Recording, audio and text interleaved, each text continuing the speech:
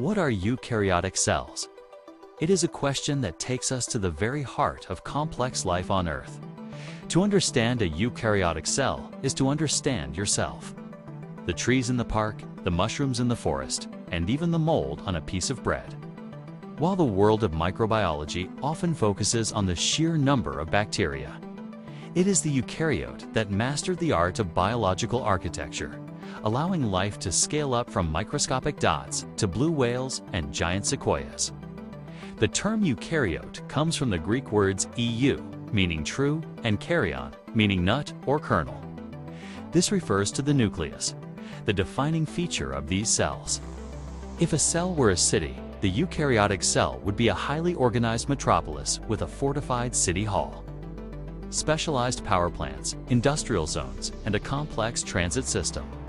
This is a stark contrast to prokaryotic cells, like bacteria, which function more like a single-room studio apartment where everything happens in one open space. The defining architecture, the nucleus, the hallmark of a eukaryotic cell, is the membrane-bound nucleus. This is not just a storage bag for DNA. It is a sophisticated control center. Within the nucleus, the cell's genetic material is organized into linear chromosomes. This is a major distinction from prokaryotes, which typically have a single circular loop of DNA. The nucleus is surrounded by a double membrane called the nuclear envelope, which is perforated with pores. These pores act like high-security checkpoints, regulating exactly which molecules like RNA and proteins can enter or exit.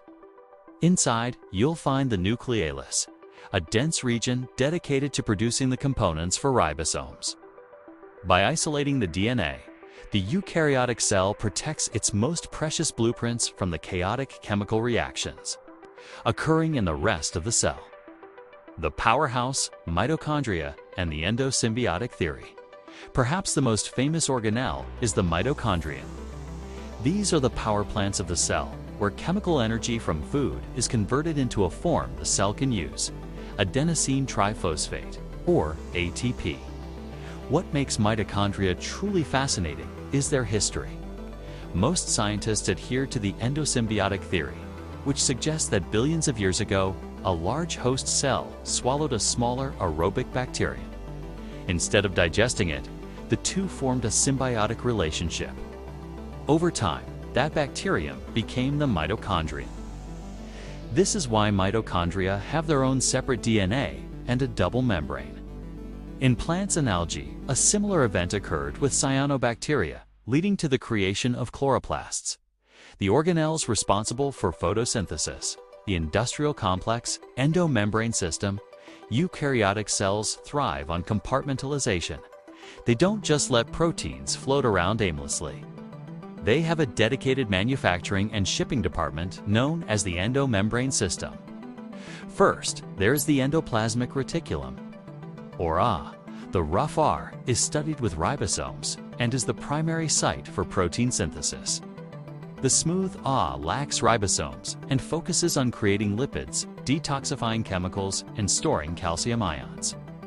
Once proteins are built in the ER, they are sent to the Golgi apparatus. Think of the Golgi as the post office of the cell. It receives proteins, modifies them with shipping labels like sugar chains, packages them into membrane-bound bubbles called vesicles, and sends them to their final destination, whether that is inside the cell or secreted outside. Maintenance and waste management. Lysosomes and peroxisomes. A complex system generates a lot of waste, and eukaryotes have evolved specific organelles to handle it. Lysosomes are the recycling centers. They contain digestive enzymes that break down worn-out cell parts, food particles, and even invading viruses or bacteria. Peroxisomes are smaller, specialized organelles that handle metabolic waste. They break down fatty acids and detoxify harmful substances like alcohol.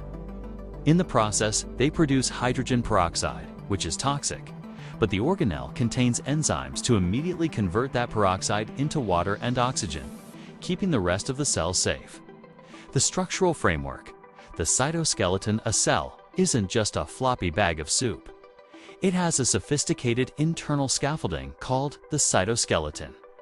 This network of protein fibers comprising microtubules, intermediate filaments, and microfilaments provides structural support, helps the cell move, and acts as a track system for moving organelles. Microtubules. These are thick, hollow tubes that help maintain cell shape and act as tracks for motor proteins. They are also essential during cell division, forming the spindle fibers that pull chromosomes apart. Microfilaments, made of the protein actin. These are thin fibers that assist in cell movement and changes in shape. Intermediate filaments. These provide permanent structural tension, anchoring the nucleus and other organelles in place. Specialized eukaryotes, plants versus animals.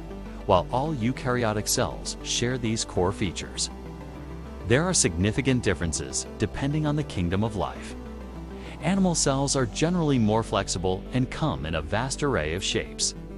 They often feature centrioles, which help in cell division, and may have cilia or flagella for movement.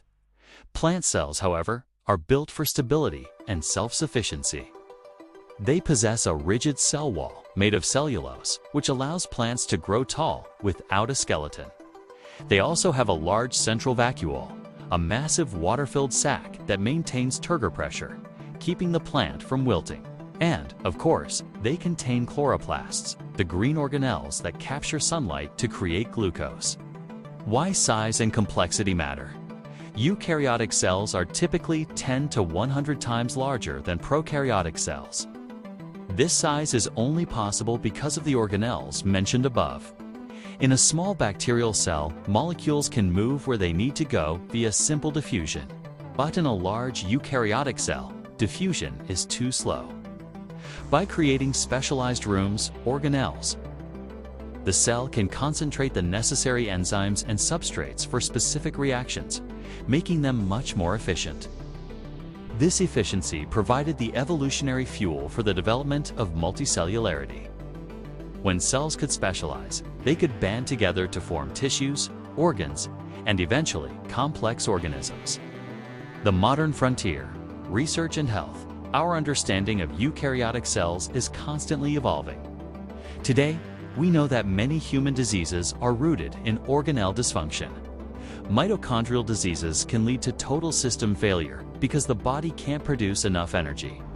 Lysosomal storage diseases occur when the cell's recycling center fails, leading to a toxic buildup of waste.